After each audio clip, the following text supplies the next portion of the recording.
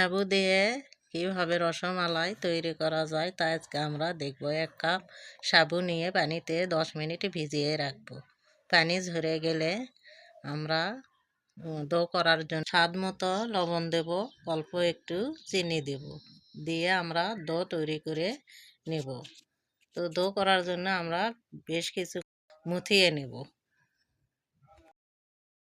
যখন লাসা হয়ে আসবে, দেখুন সুন্দর লাসা হয়েছে, আমরা হাতে ঘি ভরে নিয়ে চামচে অল্প একটু করে গোল আকারে শেপ দেব।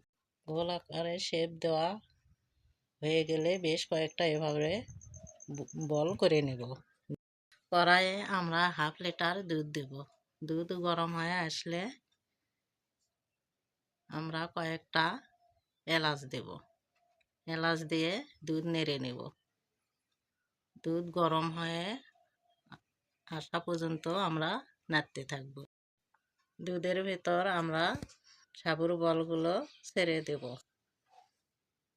15-20 মিনিট পর সাবুর বল ভেসে উঠলে আস্তে আস্তে করে নেড়ে দেব। আস্তে আস্তে নাড়ব, বলগুলো যাতে ভেঙে না যায়। এখন আমরা কনডেন্স মিল্ক দেব। আপনারা চাইলে চিনিও দিতে পারেন। আমরা গুঁড়ো দুধ দেব।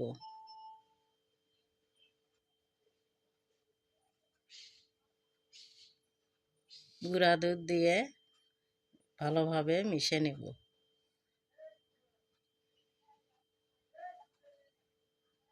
ভালোভাবে মেশানো হলে দেখুন বলগুলো কত নরম এবং সফট হয়েছে।